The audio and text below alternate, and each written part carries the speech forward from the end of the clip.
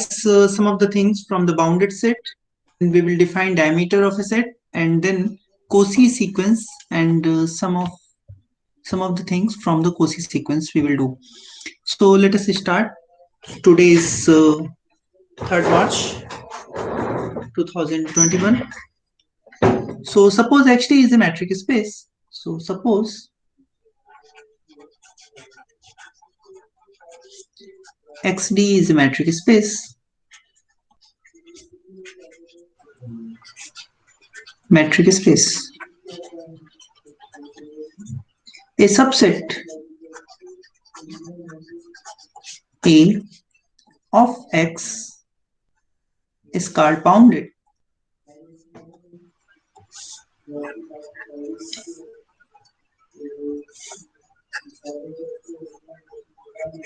Is called bounded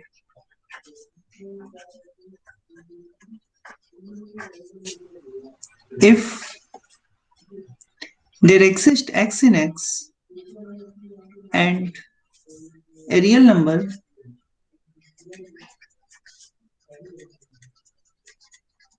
R greater than 0, or you may say positive real number R, such that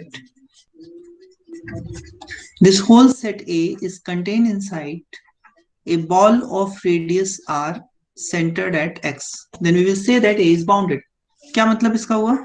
हमारे पास ये X है और X के अंदर एक सबसेट हमने लिया A. A को हम बाउंडेड कब बोलेंगे?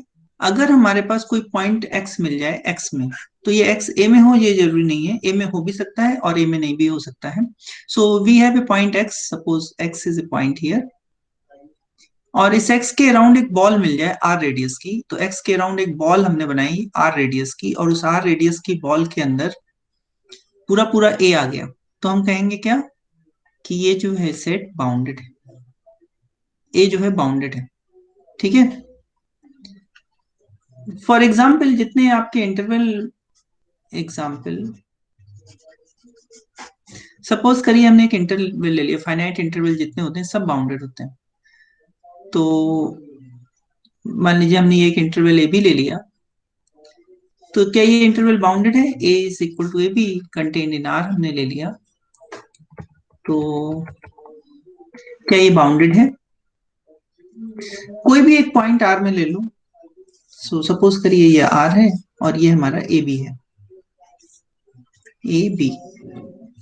ठीक है. तो आप कैसे भी ले सकते हैं. मान लीजिए कि हमने x को a के बराबर ले लिया और इस इंटरवल की जो लेंथ है वो हो गई b माइनस ए. ठीक है. तो x के अराउंड अगर हम एक बॉल बनाएंगे जिसकी लंबाई 2l होगी,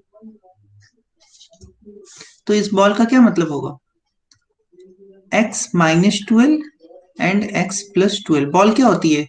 इंटरवल होती है ना, open interval with respect to usual metric of the real number set. हम लोग बात कर रहे हैं रियल नंबर की यूजुअल मैट्रिक के रिस्पेक्ट में. समझ में आ रही बात? तो ये जो बनाया x a के बराबर हमने लिया था, तो ये हो गया a minus 2l and a plus 2l. ये बहुत बड़ा इंटरवल हो गया. l क्या था? b माइनस a में l ऐड करेंगे तो यहाँ पहुंचेंगे. ये है a प्लस l, और a प्लस 2l आगे चला गया काफी, a plus 2l and a minus 2l कहाँ चला गया? पीछे चला गया. सो इस पूरे a माइनस 2l और a प्लस 2l के अंदर पूरा a b इंटरवल आ गया ना. तो कोई भी फाइनाइट इंटरवल जब भी हम बात कर रहे हैं तो वो इंटरवल क्या है? बाउंडेड है. So this is bounded set. So a is equal to A B is bounded. ठीक है. ये बात यहां तक समझ में आ रहा है? Is it okay? Yes sir. अब हम लोग डिफाइन करते हैं डायमीटर ऑफ ए सेट. ये डायमीटर क्या होता है इसको देखते हैं.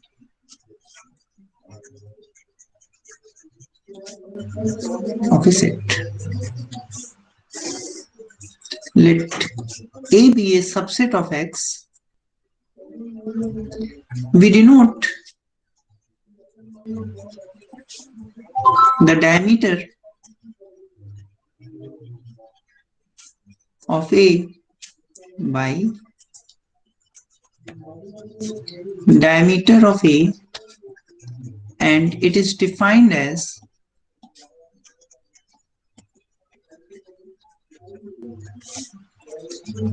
diameter of A is equal to the supremum of distance between AB such that AB belongs to A।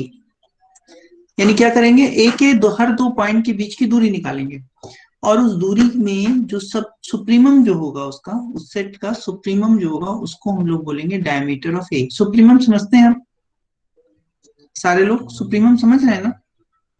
Yes, sir. Yes sir. Set का हम लोग सुप्रीमम निकाल लेंगे, तो जो सुप्रीमम आएगा उसी को डायमीटर बोलेंगे। फॉर एग्जाम्पल मान लीजिए कि हमने एक बॉल लिया, टेक एक्स में कोई पॉइंट लिया और एप्सिलॉन ग्रेटर देन 0 लिया और एक बॉल बनाया हमने b epsilon x, epsilon radius की बॉल बनाई, those y in x such that the distance between x and y is less than epsilon. So suppose this is the situation and I want to determine what is the diameter of b epsilon x. इसका diameter कितना होगा? तो definition से diameter क्या आएगा? Diameter आएगा supremum of distance between AB such that AB belongs to this ball b epsilon x. तो बता सकते हैं क्या होगा supremum?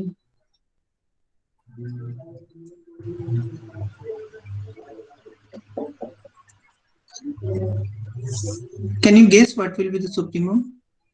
Can you decide what will be the supremum? B. इस बॉल का एक सेंटर है x और ये बॉल है। इस बॉल के दो पॉइंट के बीच की दूरी का जो सेट है उसका सुप्रीमम क्या हो सकता है?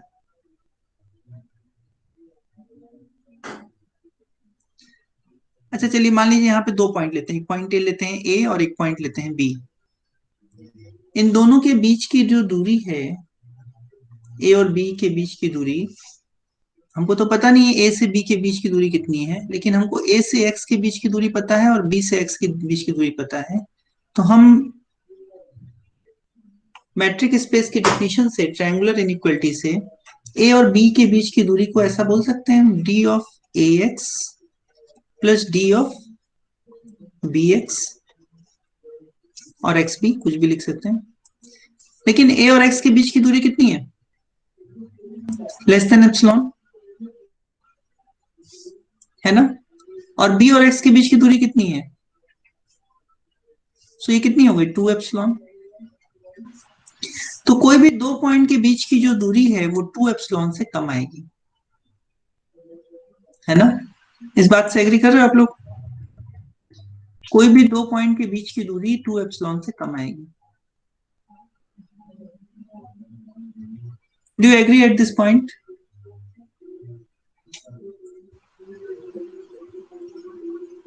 यस और नो? Yes. बाकी लोग समझ में आ रहा है जो हम बोल रहे हैं? Yes, sir. Yes sir. ठीक। तो दो पॉइंट के बीच की दूरी आप देख रहे हैं हमेशा 2 एप्सिलॉन से कम है, लेकिन क्योंकि हमने बॉल बनाई है, ये जो बॉल बनाई है हमने, तो दो पॉइंट के बीच की दूरी हमारी हमेशा 2 एप्सिलॉन से कम है। तो डायमीटर भी क्या होगा? डायमीटर जो इसका होगा वो हमेशा 2 एप्सिलॉन से लेस है, मतलब 2 एप्सिलॉन से कम ही आएगा। ठीक है? तो डायमीटर को एग्जैक्ट वैल्यू इसकी क्या होगी नहीं पता, बट हम लोग इसको less than equal to 2 epsilon तो कह ही सकते हैं। ठीक?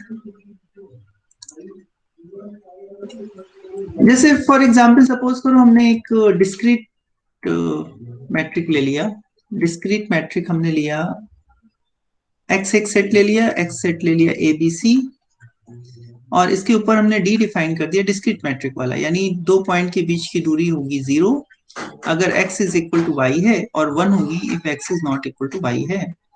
और हमने एक बॉल बनाई, ball of radius half at a. तो इस बॉल में कितने पॉइंट आएंगे बताइए तो?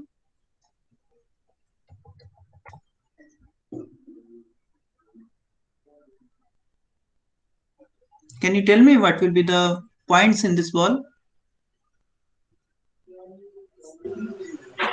ये तो हम लोग किए थे ना पहले, मैट्रिक स्पेस है, डिस्क्रीट मैट्रिक स्पेस है एक्स,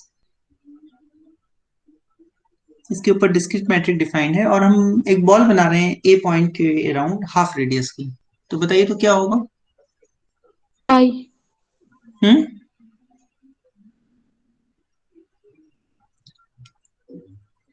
डिफिनीशन लगाओ, बॉल की डिफिनीशन लगाओ। What is the definition of A ball? A होगा। ए होगा, बिल्कुल ठीक। इसमें जो है सिर्फ एक ही पॉइंट होगा। तो अगर हम इसका डायमीटर निकालेंगे, डायमीटर ऑफ बी हाफ ए, तो हमको क्या कर लेना होगा, इसके हर दो पॉइंट के बीच की दूरी निकालनी पड़ेगी। तो इसमें दोनों पॉइंट क्या होगा, सेम लेना पड़ेगा, क्योंकि कोई दो पॉइंट अलग अलग तो है नहीं। तो डी ए आएगा। इसका सुप्रीमम लेंगे हम इस सेट का, सेट में एक ही एलिमेंट है, तो सुप्रीमम भी क्या आएगा, 0 आएगा। तो इसका मतलब इसका डायमीटर जो है वो 0 आएगा। लेकिन हमने यहाँ पे बॉल हाफ रेडियस की ली थी, तो एग्जैक्टली हाफ का डबल यानी डायमीटर 1 नहीं आता, 1 से कम भी आ सकता है। So diameter of b half a कितना आया, 0 आया, जो कि लेस देन 1 है। तो हम लेस देन और लेस देन इक्वल टू 1 भी कह सकते हैं। तो हम यहाँ पे less than equal to 2 epsilon ये बात कह सकते हैं। चलिए एक छोटा सा रिजल्ट है, इसको हम लोग प्रूफ करके देखते हैं। वो ये कहता है कि सेट का डायमीटर फाइनाइट होगा तो सेट बाउंडेड होगा, और सेट बाउंडेड होगा तो डायमीटर फाइनाइट होगा। So let us do this preposition. Preposition subset A of X is bounded if and only if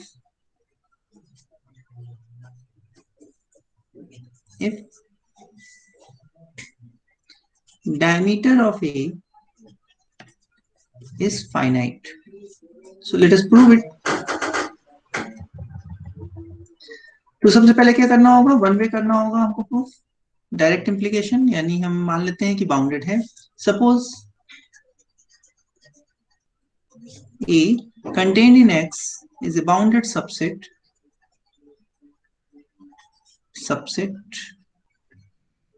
of X, ठीक है। सो बाउंडेड की डिफिनेशन क्या है, so there exist X in X and R in R greater than 0 such that A is contained in a ball centered at X and radius R. So अभी हमने देखा कि ये जो सेट A है वो इसके अंदर कंटेन है। अगर कोई सेट दूसरे सबसेट के अंदर कंटेन है तो डायमीटर की क्या डेफिनेशन होती है, डायमीटर ये कहता है कि ए के दो पॉइंट के बीच की दूरी का सुप्रीमम, और अगर ए बी आर एक्स में कंटेंट है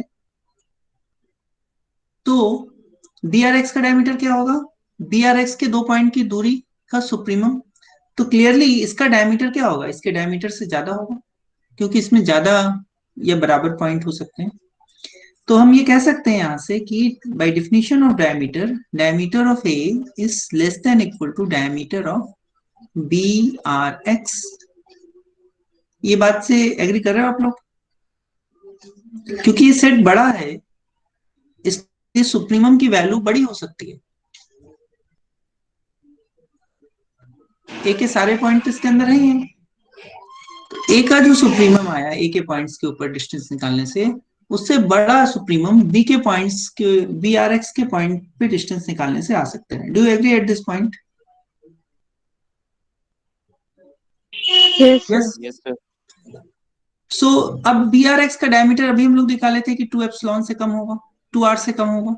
अगर r इसका रेडियस है तो इसका डायमीटर 2r से कम होगा। So it means diameter of a is finite, diameter a finite आ गया। तो अगर ए बाउंडेड है तो डायमीटर फाइनाइट आ गया। Conversely suppose that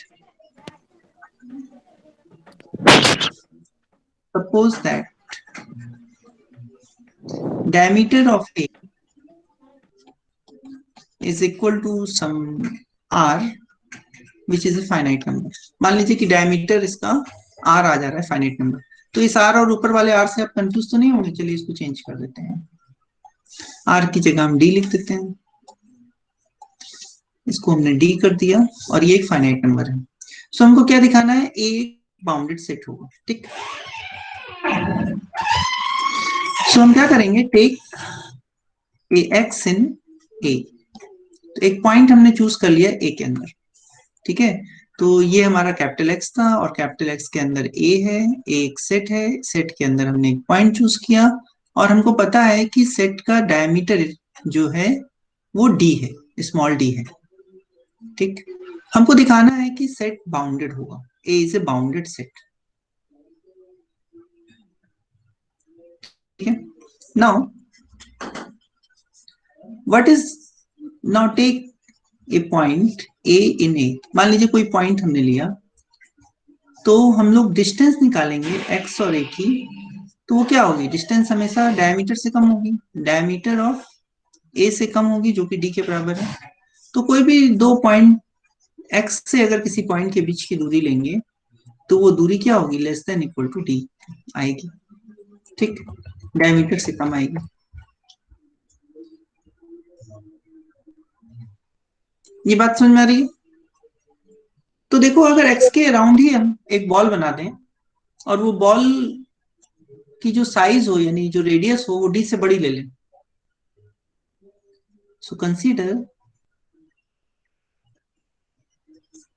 A ball x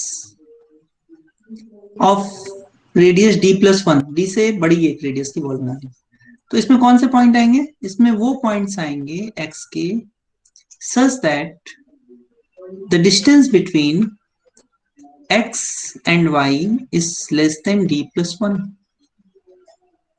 लेकिन देखो, ये अगर a के जो पॉइंट्स हैं उनकी दूरी x से जो है वो d प्लस 1 से कम है ना, ये जो d आ रही है इसका मतलब ये d प्लस 1 से कम हुआ ना, तो इसका मतलब ये जो बॉल है उसके अंदर पूरा पूरा ये चला जाएगा, a is contained in this ball of radius d plus 1 centered at x। so इसका क्या मतलब हो गया, hence a is bounded by the definition of bounded set, and this proves our preposition or lemma, whatever we have written, preposition, this proves our preposition। समझ में आ रही है बात? Is it okay for you? Is it okay? Should we proceed? Yes, Yes, sir. sir. चलिए अब आगे चलते हैं हम लोग। अब हम लोग कुछ रिजल्ट कोसी सीक्वेंसेस के लिए एक बार फिर से हम कोसी सीक्वेंस मैट्रिक स्पेस में डिफाइन कर देते हैं, और फिर आगे चलते हैं। So Cauchy sequence in a metric space,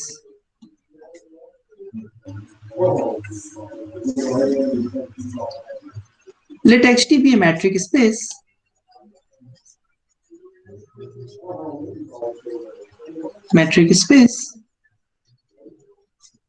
a sequence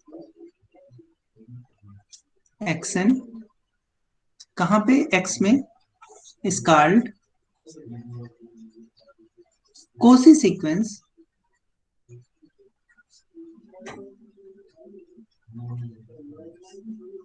if given epsilon greater than 0, there exists n in n such that the distance between xn and xm is less than epsilon for all n m is greater than equal to n। ठीक है, same definition है जो are के ऊपर थी Kosi sequence की, अंतर इतना है कि वहां पे mod of X N minus XM लिया गया था, यहाँ पे उसकी जगह पे डी ऑफ एक्सएन एक्सएम ले लिया गया। सो जो एग्जाम्पल आपने आर के ऊपर सीखे हैं कोसी सीक्वेंस के, वो सारे एग्जाम्पल कोसी सीक्वेंस के हैं, ठीक है। चलिए एक और डेफिनेशन रिकॉल करते हैं, कन्वर्जेंट सीक्वेंस की definition. Convergent sequence,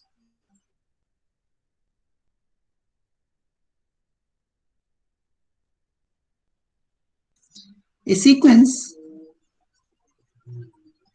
xn contained in X is called convergent if there exists X in X such that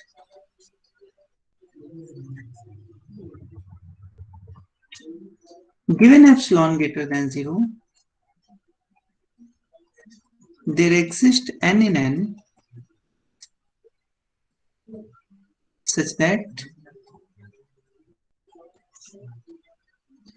distance between xn and x is less than epsilon for all n greater than equal to n.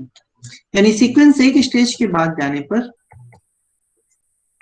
उसके point sequence के जो terms हैं उनकी और x के बीच की distance arbitrary number epsilon से छोटी होने लगे. ठीक है, so we denote it as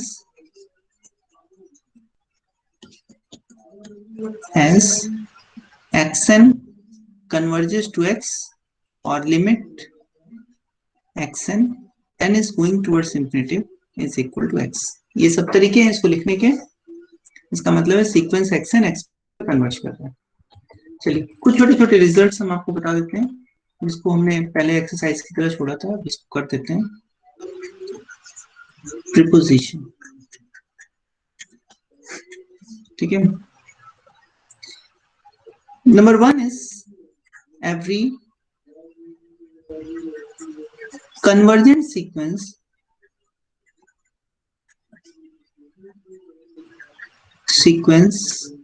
is bounded. Proof: let xn containing x be a sequence such that limit xn n is going towards infinitive is equal to x in x. तो इसका मतलब क्या हो गया, ये एक सीक्वेंस हमने लिया और ये सीक्वेंस कन्वर्जेंट है. तो हम ये कह रहे हैं कि सीक्वेंस बाउंडेड है. सीक्वेंस के बाउंडेड होने का क्या मतलब है, वी आर टू शो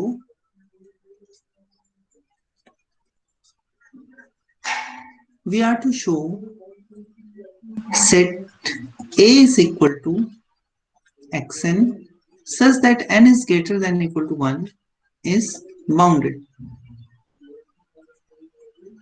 तो सीक्वेंस के बाउंडेड होने का मतलब है सीक्वेंस के जो टर्म्स हैं उनसे जो सेट बनेगा वो सेट बाउंडेड है. ठीक है, तो हम लोग को दिखाना है कि ये जो सेट बना ये बाउंडेड है. ठीक है, चलिए सो एक काम करते हैं. अब हम लोग कन्वर्जेंट की डेफिनेशन यूज करते हैं. तो हमको दिया है कि ये सीक्वेंस कन्वर्ज कर रहा है. तो मान लीजिए हमने एक एप्सिलॉन लिया, epsilon is equal to 1. So क्योंकि डेफिनेशन किस पे काम करती है, for any epsilon. So take epsilon is equal to 1, then for epsilon is equal to 1 there exist n in n such that the distance between xn and x is less than 1 for all n greater than equal to n. समझ में आ रही है ये बात, क्या हो रहा है? Do you agree up to this point? कहीं कोई कंफ्यूजन हो तो आप पूछ सकते हैं.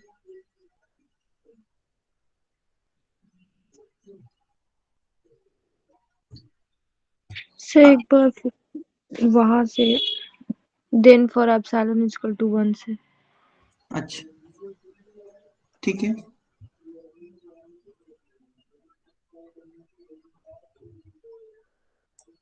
देखो हमें क्या दिखाना है कि जो कन्वर्जेंट सीक्वेंस है वो बाउंडेड होगा.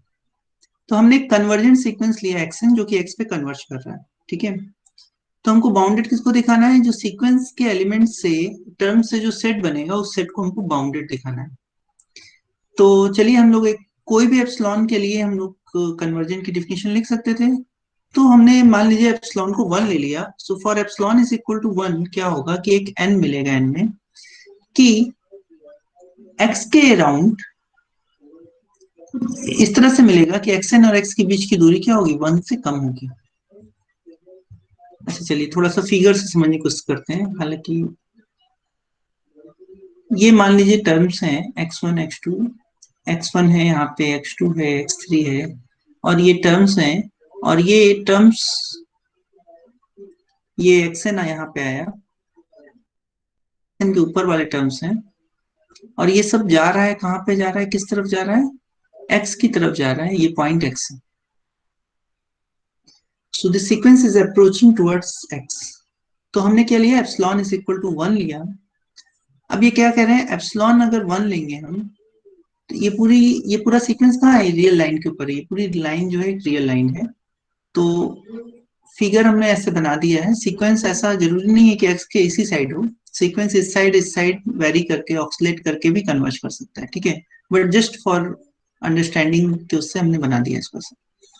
चलिए अब देखो क्या होगा, ये जो बात लिखी है यहाँ पे, ये बात, इसका क्या मतलब है, इसका मतलब ये है कि अगर हम एक्सन को देखें तो एक्सन जो है वो एक्स के अराउंड 1 रेडियस की बॉल बनाएंगे तो उसमें चला जाएगा for all N greater than equal to N. यानी एक्सन के ऊपर जितने एलिमेंट्स हैं वो एक्स के अराउंड जब 1 रेडियस की बॉल बनाएंगे, 1 रेडियस की बॉल रियल लाइन पे क्या हो गई, अच्छा अच्छा अच्छा अच्छा, अब ये मतलब रियल लाइन, हम सीक्वेंस तो इन जनरल मैट्रिक स्पेस में लिए हैं, बट रियल लाइन के उससे हम आपको समझाने की कोशिश कर रहे हैं यहाँ पर। तो 1 रेडियस की बॉल का क्या मतलब हो गया, x से x-1 पीछे आए और x+1 आगे जाए, ठीक है, यानी ये एक बॉल जो है यहाँ पे हम बना सकते हैं 1 रेडियस की, मान लीजिए ऐसे। तो क्या होगा, सीक्वेंस के सारे टर्म जो हैं उनकी दूरी x से वो 1 से कम हो जाएगी। तो ये फिगर जो बनाया है हमने रियल लाइन पे बनाया है, लेकिन हम आपको जो बता रहे हैं प्रूफ वो जनरल मैट्रिक स्पेस में प्रूफ है, ठीक, ये बात समझ में आ रही है। तो ये जस्ट आपके अंडरस्टैंडिंग के लिए है, इससे प्रूफ से कोई मतलब नहीं है। लेकिन इस लाइन के बाद हम ये लाइन जरूर लिख सकते हैं कि xn belongs to A ball of radius 1 centered at x for all n greater than equal to n। तो इस बात को हम ऐसे भी लिख सकते हैं xn such that n is greater than equal to n। ये पूरा सेट जो है वो b1x के अंदर चला जाएगा, ठीक।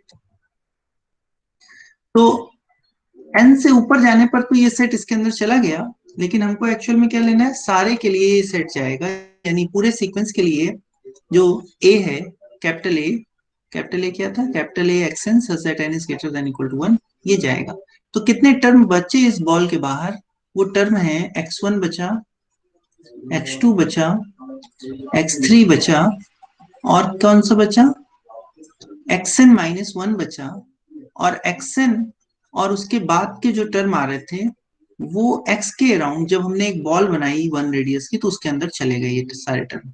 बात समझ में आ रही है। अब अगर हम बॉल को थोड़ा सा बड़ा करेंगे, इतना बड़ा करना है हम बॉल को कि ये सारे टर्म उसके अंदर चले जाएं, ठीक। तो हम क्या करेंगे, टेक r1 टू बी, अब हमको देखना है कि x1 और x के बीच की दूरी कितनी है, x2 और x के बीच की दूरी कितनी है।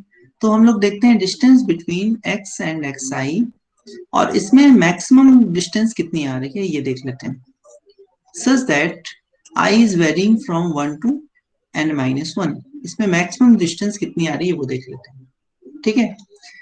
अब इसमें जो सबसे ज्यादा दूरी है वो ले लिया हमने, और ये जो एप्सिलॉन इज इक्वल टू 1 लिए थे, हो सकता है ये 1 से कम ही रह रहा हो, तो अगर ये 1 से कम रहता तो 1 वाली रेडियस में सब आ जाता।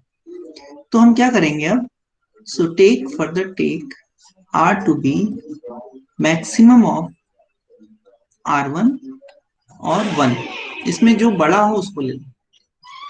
then clearly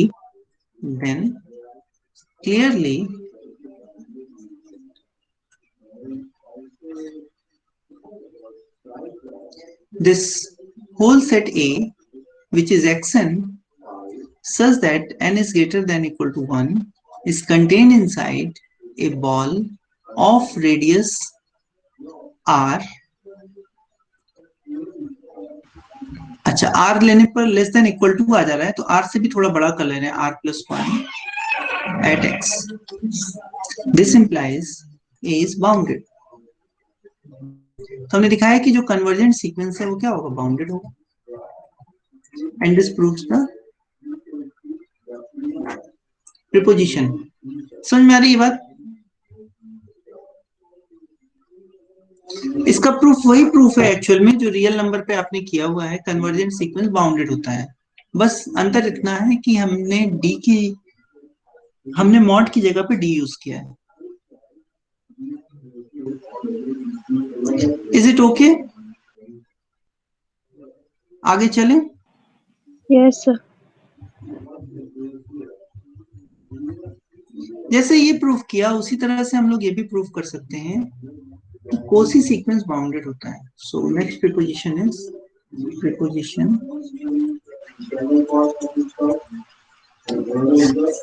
कोसी सीक्वेंस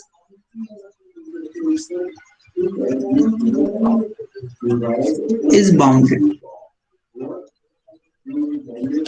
ठीक है, तो चलिए इसको भी प्रूफ करके देख लेते हैं। Let xn contain in x be a Cauchy sequence। So Cauchy sequence की definition लगा सकते हैं यहाँ पे भी ले लेते हैं epsilon is equal to 1। take epsilon is equal to 1, then for epsilon is equal to 1 there exists n in n such that the distance between xn and xm is less than 1 for all n m greater than equal to n। ठीक है, तो इस बार क्या हुआ, x1 लिया हमने, x2 लिया और xn लिया, लेकिन xn के ऊपर जाने पर, xn+1 जाने पर कोई भी पॉइंट आगे कहीं भी ले लें तो ये सारे पॉइंट्स क्या हो रहे हैं, xn से 1 दूरी के अंदर आ रहे हैं। ठीक है ना, तो देखिए क्या कर सकते हैं हम यहाँ पे। सो दिस इंप्लाइज ये जो ऊपर वाली लाइन है जो हमने घेर दिया वो प्रूफ का पार्ट नहीं है। ये ऊपर वाली लाइन ये इंप्लाइज कर रही है कि distance between xn and xn is less then 1 for all n greater than equal to n। इसको ऐसे लिख सकते हैं, तो इसका मतलब हो गया कि xn belongs to a ball of radius 1 centered at xn for all n greater than equal to n। तो इसका क्या मतलब हो गया, इसका मतलब ये हो गया कि ये जो सेट बना xn such that n is greater than equal to n, ये पूरा सेट इस बॉल के अंदर चला गया। ठीक है, सो फिर से अगर इस फिगर को ध्यान दो तो इस पॉइंट को अगर हम देखें तो इस पॉइंट के अबाउट 1 रेडियस की जब हम बॉल बनाएंगे तो उस बॉल में सीक्वेंस के आगे वाले सारे टर्म आ जाएंगे, इतना तो कंफर्म है। सो ये अगर हम 1 रेडियस की बॉल एक्सन पे बनाए तो आगे वाले सारे टर्म तो कवर हो गए। अब पीछे वाले टर्म को कवर करने के लिए बॉल को हमको बड़ा कर देना हो।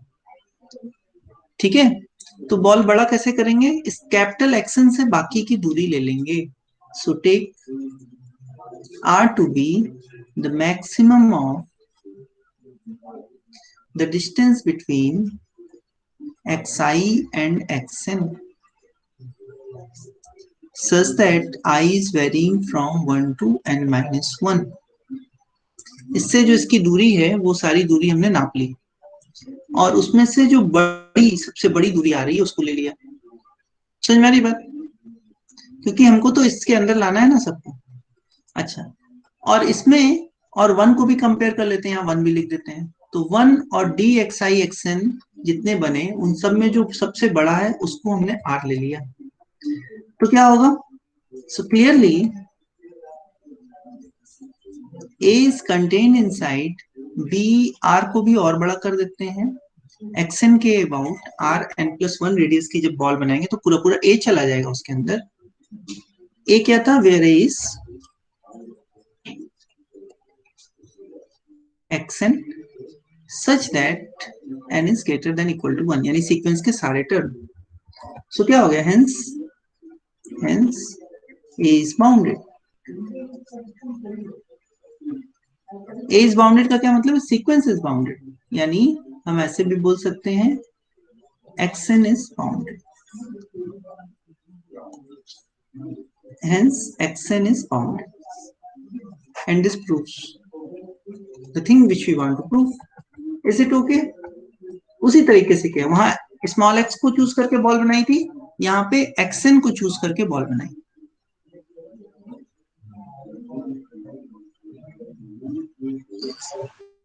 चलिए अब एक और चीज प्रूव करते हैं, प्रीपोजिशन.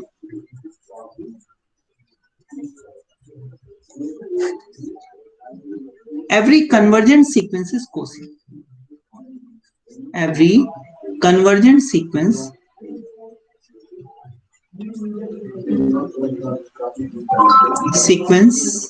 is cosine. ठीक है, so let us prove it. Suppose, are you with me? Do you have any problem at any stage? आप लोगों को समझ में आ रहा है?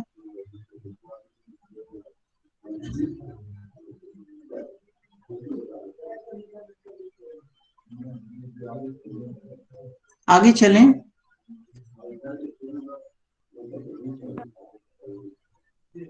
Are you able to hear me? Yes, sir. आगे चलें. Yes, sir. चलिए, every convergent sequence is cosine. Suppose xn converges to x in x. मान लीजिए कि ये एक convergent sequence है कैपिटल x में. So we have to show that this sequence is cosine. तो हम लोग दिखाएंगे कि ये sequence cosine sequence है. So convergent sequence की definition लगाते हैं. Given epsilon greater than 0, there exists n in n such that distance between xn and x is less than epsilon for all n greater than equal to n. ठीक है, हमको दिखाना है कि ये सीक्वेंस कोसी होगा. नाउ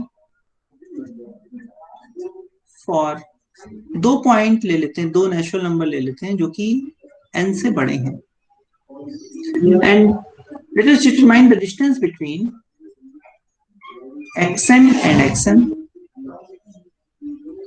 तो ट्रायंगुलर इनइक्वालिटी से हम इसको लिख सकते हैं xn और x के बीच की दूरी plus distance between x and xm. क्योंकि n और m दोनों ही कैपिटल n से बड़े हैं तो ये दोनों डिस्टेंस क्या हो गया, एप्सिलॉन से कम होगा. So less than epsilon plus epsilon, so 2 epsilon से कम आ गई. ठीक है, तो कोसी दिखाने के लिए अगर आप यहाँ पे एप्सिलॉन लाना चाहते हैं तो यहाँ पे एप्सिलॉन बाई 2 कर दीजिए, यहाँ पे एप्सिलॉन बाई 2 कर दीजिए, तो ये आ जाएगी एप्सिलॉन. इसका मतलब हो गया distance between xn and xm given epsilon greater than 0 we find the capital N such that the distance between xn and xm is less than epsilon. Hence xn is cosine. xn is a cosine sequence. तो हमने क्या दिखाया, convergent sequence है तो कोसी होता है. Convergent sequence is Kosi हमने prove किया. सो लेकिन इसका उल्टा सही नहीं है. So remark, converse of this result is not true. ठीक है, कैसे देखिए, हम लोग एक चीज देखे थे कि अगर कोई मैट्रिक स्पेस X होता है और A उसका सबसेट होता है तो A with respect to induced matrix, this is also matrix, this is also matrix space, matric space होता है. ठीक है, तो क्या होगा, सपोज करो हमने x को ले लिया R, रियल नंबर का सेट, और उसका एक सबसेट ले लिया 0 1, then A is equal to 0 1 is a metric space. ठीक है, अब एक सीक्वेंस कंसीडर करते हैं. Consider a sequence 1 by n. ये सीक्वेंस कहाँ है? ये सीक्वेंस ए में भी है और ये सीक्वेंस आर में भी है, बट इस सीक्वेंस कहाँ कन्वर्ज कर रहा है? ये जो सीक्वेंस 1/n है वो 0 पे कन्वर्ज कर रहा है। अभी हमने देखा कि कन्वर्जेंट सीक्वेंस क्या होता है? कोसी होता है। सो 1/n is a Kosi sequence. Kosi sequence, क्योंकि ए में और आर में जो डिस्टेंस नापने का तरीका है वो एक ही है, सो ये सीक्वेंस जो है वो कोसी ए में होगा। कोसी सीक्वेंस इन 0/1, ये 0/1 में भी कोसी होगा ये सीक्वेंस। अच्छा, लेकिन बट 1/n कहाँ कन्वर्ज कर रहा है? 0 पे, जो कि 0/1 में नहीं है। सो 0/1 has a Cauchy sequence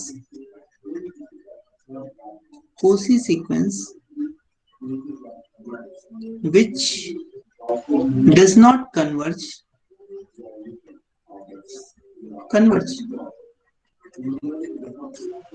in 0/1। तो हम कह सकते हैं कि 0/1 के अंदर एक कोसी सीक्वेंस है जो 0/1 के अंदर नहीं कन्वर्ज कर रहा है। कन्वर्ज तो कर रहा है लेकिन बाहर कर रहा है, तो 0/1 पे कन्वर्ज नहीं कर रहा है। सो ऐसे स्पेस होते हैं जहां पे सारे कोसी सीक्वेंस कन्वर्ज नहीं करते। So let me define complete metric space। complete metric space,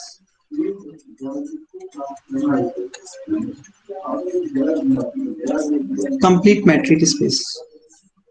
So space, a metric space xt is called complete metric space if each Cauchy sequence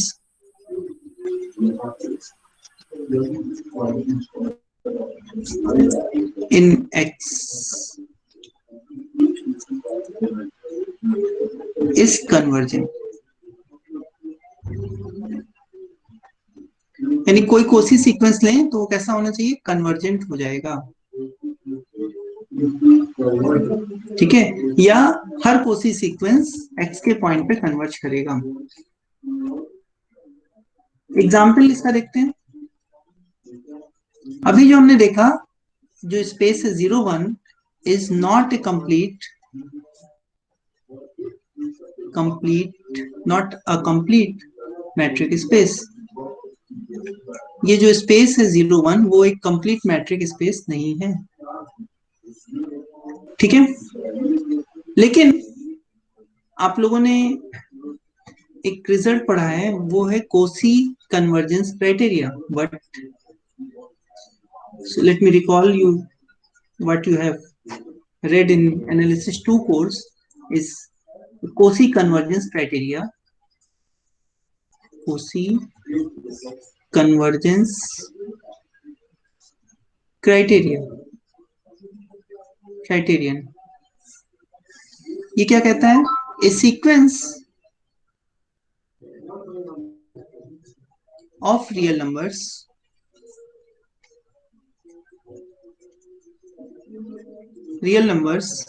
is convergent if and only if it is Cauchy sequence। तो real number पे कोई sequence convergent होगा तो कोसी होगा, और कोसी होगा तो convergent होगा। इसका मतलब हर कोसी सीक्वेंस कन्वर्जेंट है। So by this Cauchy convergence criteria,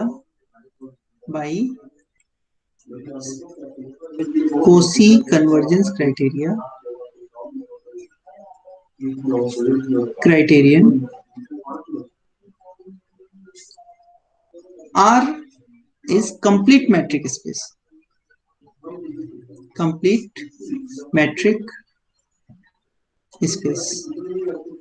ठीक है, तो Cauchy कन्वर्जेंस क्राइटेरिया से R क्या होता है? कंप्लीट मैट्रिक स्पेस होता है। समझ में आ रही बात? Are you able to understand this thing?